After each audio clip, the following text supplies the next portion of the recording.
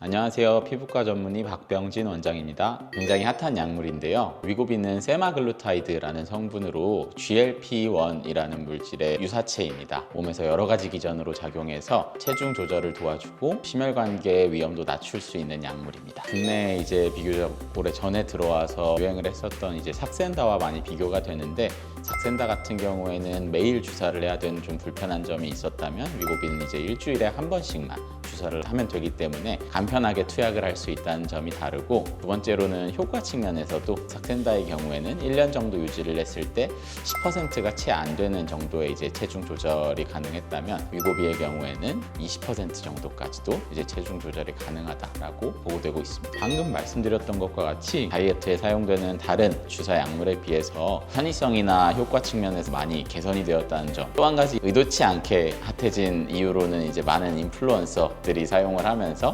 효과가 이제 방송에서 눈에 띄게 있는 것이 나타나다 보니까 자연스럽게 홍보가 된 점이 좀 있었던 것 같습니다. 위고비가 체중을 조절할 수 있게 도와주는 이제 원리 자체가 GLP-1과 유사하게 작용을 해서 식욕 자체를 줄이는 효과, 위장관에 작용을 해서 이제 위장관의 비워냄 속도를 낮춥니다. 그래서 위가 조금 포만감을 오랫동안 느낄 수 있도록 해주고, 뇌에서도 이제 작용을 해서 배고픔을 느끼는 신호를 차단하는 역할을 합니다. 이런 이제 여러 가지 기전을 통해서 체중 조절을 도와주고 있습니다. 식욕을 억제하고 뇌에서 배고픔을 느끼는 신호 자체를 차단하다 보니까 먹는 양 자체가 줄어드는 부분도 있고요. 말씀드린 것 같이 위장관에도 이제 작용을 해서 위가 이제 음식물을 비워내는 속도를 낮추기 때문에 그런 면에서 흡수율도 달라지는 영향이 있습니다. 위고비의 이제 제일 흔하고 대표적인 부작용으로는 위장관계 부작용이 있습니다. 오심이나 구토 이런 것들이 흔하고, 설사나 변비도 이제 보고가 되고 있는데, 전체 이제 위고비를 사용하는 사람들에게서 20-30% 정도의 환자에서 이제 나타날 수 있는 부작용입니다. 위장관계 부작용에 비해서는 덜하지만 비교적 흔하게 나타나는 것들로,